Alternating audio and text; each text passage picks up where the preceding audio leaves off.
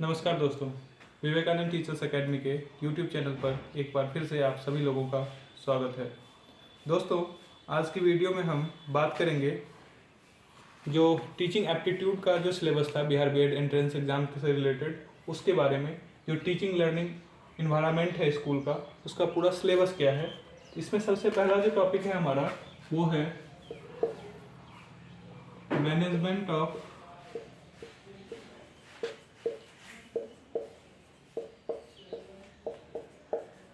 Physical resources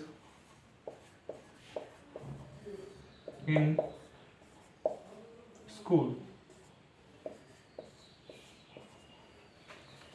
दूसरा है हमारा स्टूडेंट रिलेटेड इश्यूज, जैसे कि teacher student relationship,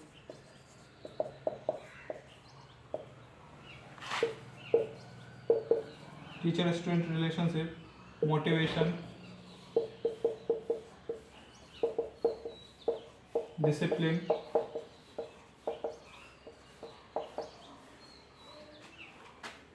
leadership, etcetera. तीसरा टॉपिक है हमारा teaching and learning process.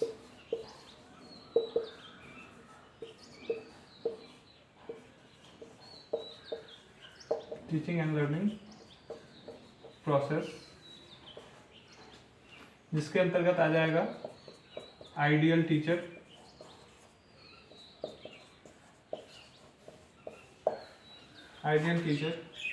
Effective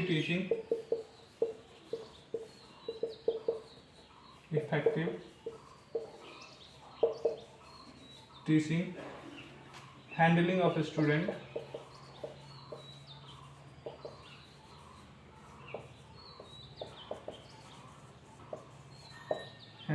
student, और क्लासरूम कम्युनिकेशन।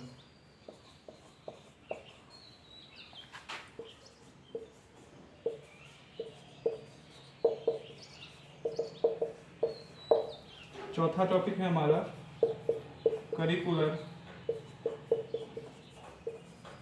एंड को करिकुलर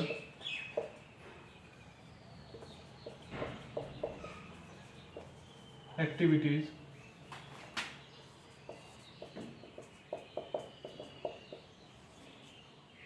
जैसे कि sports, debate, cultural activities,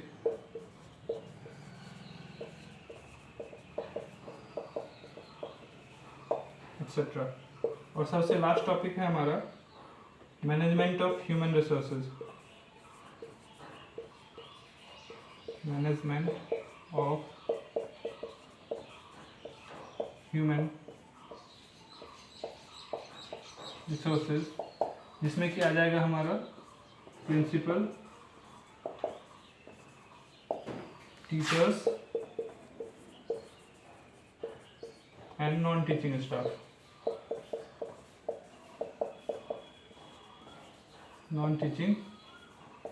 staff. दोस्तों, ये 5 टॉपिक जो है हमें बिहार बीएड एंट्रेंस एग्जाम को के लिए पढ़ना है, जिसमें से पहला है मैनेजमेंट ऑफ फिजिकल रिसोर्सेज और सबसे लास्ट है मैनेजमेंट ऑफ ह्यूमन रिसोर्सेज। आज का टॉपिक हमारा यही रहेगा, मैनेजमेंट ऑफ रिसोर्सेज के बारे में। उसके बाद स्टूडेंट रिलेटेड इश्यूज हैं, या टीचिंग एंड लर्निंग प्रोसेस है, या क्या कहते हैं सर करिकुलर एंड को करिकुलर एक्टिविटी है। इन 5 टॉपिक में से 25 नंबर के क्वेश्चन पूछे जाते हैं बिहार का जो बीएड एंट्रेंस एग्जाम होता है उसमें। तो आज हम रिसोर्स टॉपिक को, मैनेजमेंट ऑफ रिसोर्सेज को पढ़ेंगे।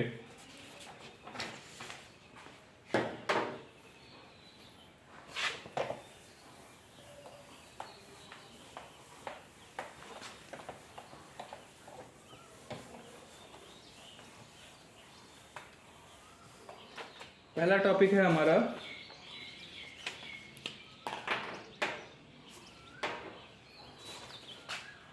मैनेजमेंट ऑफ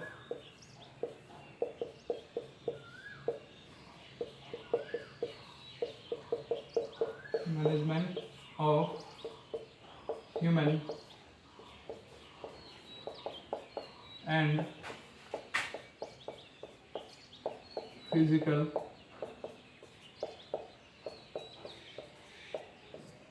resources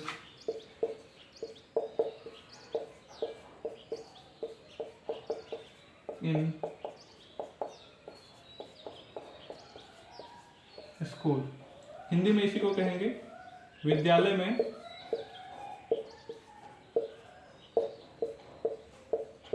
में मानव तथा भौतिक संसाधनों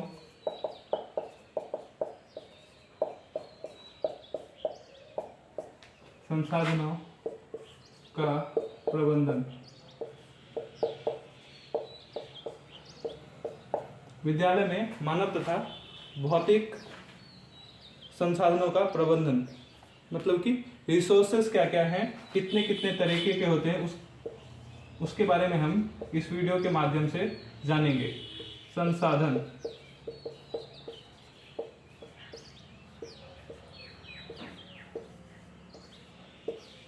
दोस्तों संसाधन हमारे पास दो तरीके के होते हैं। दो तरीके के संसाधन होते हैं हमारे पास। पहला होता है फिजिकल, या पहला में हम ह्यूमन को लिख लेते हैं, ह्यूमन रिसोर्सेज, और दूसरा है हमारा फिजिकल रिसोर्सेज।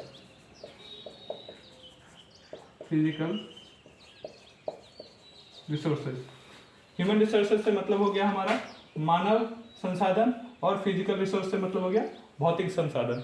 सबसे पहला जो क्वेश्चन पूछ देता है कि मानव संसाधन के अंतर्गत क्या क्या चीजें आती हैं, तो मानव संसाधन के अंतर्गत 4 चीजें आती है, या कह लें 5 चीजें आती है, जिसमें से पहला है हमारा नॉलेज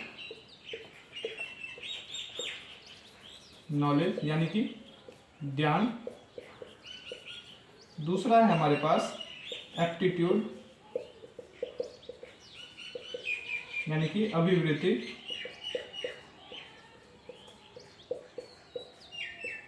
तीसरा है हमारे पास स्किल्स यानी कि कौशल।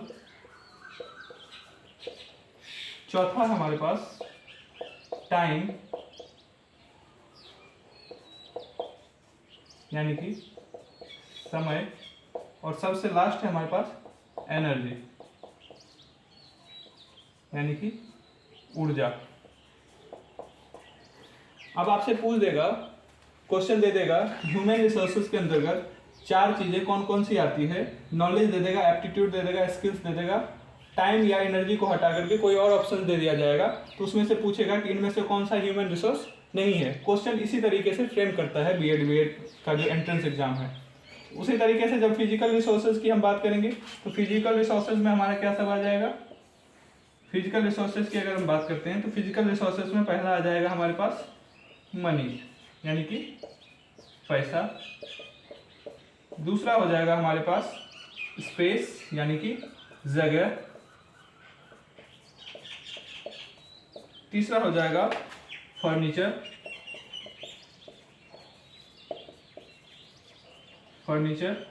और चौथा हो जाएगा हमारे पास इक्विपमेंट यानी कि उपकरण। ये चीजें हैं जो कि फिजिकल रिसोर्सेज के अंदर आती हैं, और ये चीजें हैं जो ह्यूमन रिसोर्सेज के अंतर्गत आती हैं। अब आगे है कि इसका मैनेजमेंट कैसे करना है। आप जब टीचर बन जाएंगे, आप जब स्कूल में पहुंच जाएंगे, तो आपको जो ये सब चीज़ें मिलेंगी, आपका जो ज्ञान होगा, आपकी जो अभिवृत्ति होगी, आपकी जो स्किल्स होगी, आप अपने समय का किस तरीके से प्रयोग करेंगे, ऊर्जा का किस तरीके से प्रयोग करेंगे, ये सब चीज़ें आपको उस पहले से तैयार करना पड़ेगा। कहीं ना कहीं बीएड पहले एंट्रेंस एग्जाम से पहले आपसे कुछ टेस्ट कर लेता है कि आप टीचर बनने लायक हैं या नहीं हैं। उसके बाद है हमारा फिजिकल रिसोर्सेज। फिजिकल रिसोर्सेज का मतलब हो गया जो चीज़ें भौतिक रूप से वहाँ पे प्रेजेंट है, जैसे कि पैसा, या आपको जो स्कूल का जो जगह है, या स्कूल के जो फर्नीचर्स हैं, जो स्कूल के उपकरण हैं, उपकरण में आपकी बहुत सी चीज़ें आ जाएंगी, जैसे कि आपका TLM आ जाएगा, टीचिंग लर्निंग मटेरियल, या जैसे आपने नर्सरी या 1-2 की क्लासेस में देखा होगा कि प्रिंट इन्वायरमेंट रहता है, मतलब पूरा जो दीवार होता है स्कूल का या क्लासरूम का वो बहुत ज़्यादा प्रिंट किया हुआ रहता है। वो इसलिए रहता है ताकि बच्चे जो है देख के ज़्यादा से ज़्यादा चीज़ें सीख सकें। तो उन सब चीज़ों का आपको प्रयोग कैसे करना है, जैसे स्कूल की जो सीढ़ी होती है आप उसको गिनती के रूप में प्रयोग कर सकते हैं, बच्चे को गिनती सिखाने का के लिए उसका प्रयोग कर सकते हैं। तो कुल मिला के बात यही है कि आप रिसोर्सेज का किस तरीके से इस्तेमाल करते हैं, वही चीज़ है management of human and physical resources.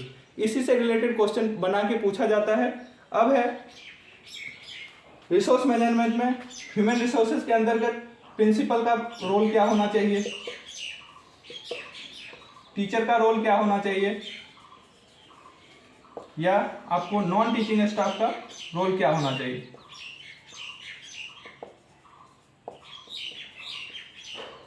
Principal का रोल क्या होगा? प्रिंसिपल जो है वो एक तरीके से हेड ऑफ द स्कूल है, उसको हर एक चीज़ों को लेके चलना है, हर एक टीचर को साथ लेके चलना है। उसके बाद टीचर्स का रोल है कि अपनी क्लास में वो ज़्यादा से ज़्यादा चीज़ों को डिस्कस करें, बच्चों से ज़्यादा इंटरेक्शन करें। नॉन टीचिंग स्टाफ का काम है साफ सफाई में ध्यान दें, या मिड डे मील वगैरह जो बनाते हैं उस पर ध्यान दें। ये सब चीज़ें हैं रिसोर्सेज के अंदर। दो तरीके के रिसोर्सेज हो गए, ह्यूमन रिसोर्सेज और फिजिकल रिसोर्सेज, मानव संसाधन और भौतिक संसाधन। मानव संसाधन के अंदर 4 चीज़ें आ गई, ज्ञान, अभिव्यक्ति, कौशल, समय और ऊर्जा। उसी तरीके से फिजिकल रिसोर्सेज के अंदर आ गई पैसा, जगह, फर्नीचर और उपकरण। अब कुछ इंपॉर्टेंट फैक्ट्स हैं, उसको एक बार जान लेते हैं। इसको यहां से रब कर देते हैं। अब है हमारे पास कुछ इंपॉर्टेंट पॉइंट्स।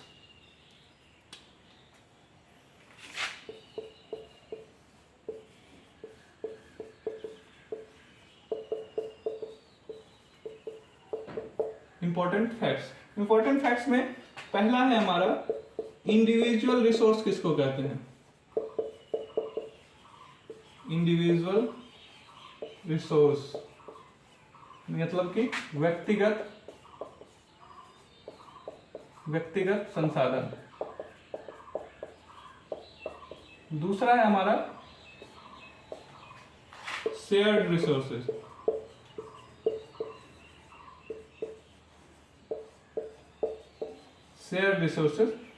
शेयर्ड रिसोर्सेज को हम बोल सकते हैं सार्वजनिक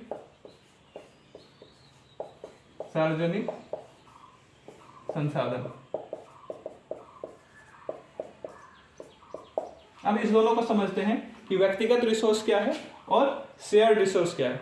अब जैसे मेरा बैग है, मेरी कलम है, मेरा मोबाइल है, वो क्या हो गया हमारा व्यक्तिगत रिसोर्स हो गया। अब मेरा लैपटॉप है, मैं उससे प्रेजेंटेशन बना रहा हूँ बच्चों के लिए, तो वो मेरा व्यक्तिगत रिसोर्स है, मेरा अपना है, खुद का है। शेयर्ड रिसोर्सेज की अगर बात करें हम, तो शेयर्ड रिसोर्सेज में हो जाएगा हमारा जैसे पब्लिक ट्रांसपोर्ट है, बसेज हैं, या स्कूल है, वो सबके लिए है, सिर्फ मेरा नहीं है। जिसपे अनेक लोगों का हक होगा वो शेयर्ड हो जाएगा, जिसपे सिर्फ मेरा हक होगा, जो सिर्फ मेरे लिए बनाया गया होगा, वो होगा हमारा इंडिविजुअल। तो यही डिफरेंस है। कभी कभी पूछ देता है कि इंडिविजुअल रिसोर्सेज के अंतर्गत क्या सब चीजें आएंगी, स्कूल क्या इंडिविजुअल रिसोर्स के अंतर्गत आएगा या शेयर्ड रिसोर्सेज के अंतर्गत क्या सब चीजें आएंगी। तो सिंपल सा है, आपको इसको याद रखना है, ध्यान रखना है। अब है कि मैनेजमेंट का प्रोसेस कैसा होना चाहिए, मैनेजमेंट के प्रोसेस के स्टेप्स क्या क्या होना चाहिए, ये बहुत इंपॉर्टेंट है। स्टेप्स पिछले एग्जाम में भी पूछा गया था, आप उसको एक बार ध्यान में रख सकते हैं।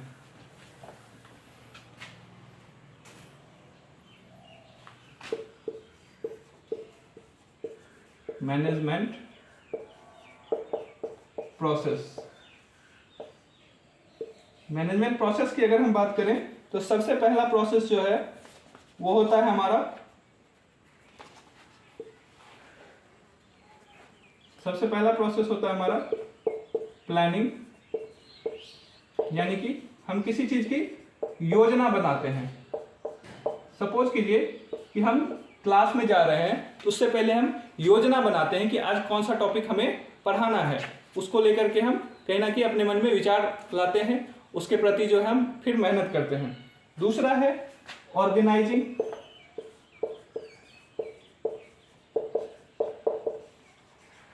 ऑर्गेनाइजिंग यानी कि उसका आयोजन, जो हमने प्लानिंग की है उसको हम ऑर्गेनाइज तरीके से एक रूट चार्ट के माध्यम से उसको बनाते हैं। उसके बाद है तीसरा इम्प्लीमेंटेशन,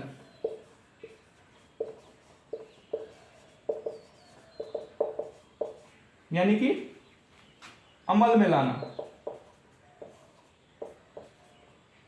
अमल में लाना। अब जो प्लानिंग हमने की है, जिस चीज को हमने ऑर्गेनाइज किया है, उसको क्या कर रहे हैं हम, इंप्लीमेंट कर रहे हैं, अमल में ला रहे हैं। सब चौथा पॉइंट है हमारा कंट्रोलिंग,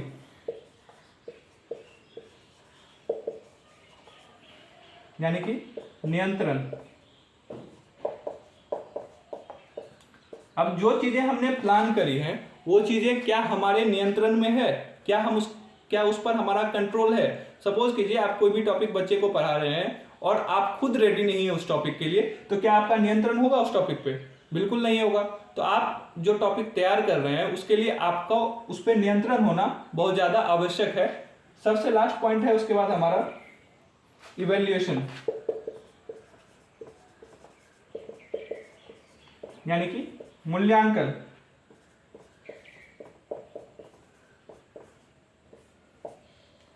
सबसे लास्ट पॉइंट है हमारा इवैल्यूएशन, मूल्यांकन कैसे करेंगे। जब चीजें प्लान वे में चलेगी, ऑर्गेनाइज होके चलेगी, आप उसको इम्प्लीमेंटेशन कर लेंगे, कंट्रोल इन्वायरमेंट में उसको चला लेंगे, उसके बाद आप उसको इवेल्युएट करेंगे कि आपने जो चीजें सोची थी, आपने जो योजना बनाई थी, वो योजना आपकी सफल हो पाई है या नहीं हो पाई है। यही था हमारा पहला topic, management of human and physical resources in school. एक टॉपिक हमारा खत्म हो चुका है। इससे लगभग आपको 5 से 6 क्वेश्चन देखने को मिल जाएंगे। कुल मिला के यही 5 टॉपिक है पढ़ने को, 25 नंबर के क्वेश्चन है, तो आराम से हो जाएगा, कोई दिक्कत नहीं है। अगर आप लोगों को वीडियो अच्छा लगा हो तो आप लोग इस वीडियो को लाइक सब्सक्राइब जरूर कर दें, ज़्यादा से ज़्यादा लोगों तक पहुंचाएं ताकि ये कंटेंट सब लोगों तक पहुंचे। कल की वीडियो में मैंने एग्जाम डेट को लेके एक गलती कर दी थी। मैंने 4 अप्रैल एग्जाम डेट बताया था, जो कि 8 अप्रैल है। उसके लिए हम आप सभी से क्षमा चाहते हैं कि आपका एग्जाम जो है वो 8 अप्रैल को है, ना कि 4 अप्रैल को। वो नोटिफिकेशन मुझसे देखने में गलती हो गई थी। 8 अप्रैल को आपका एग्जाम है, आप लगे रहें। बाकी जो टीचिंग एप्टीट्यूड है उसका पूरा सिलेबस यहाँ पे आपको कवर करा दिया जाएगा। धन्यवाद दोस्तों, आप सभी का बहुत बहुत आभार।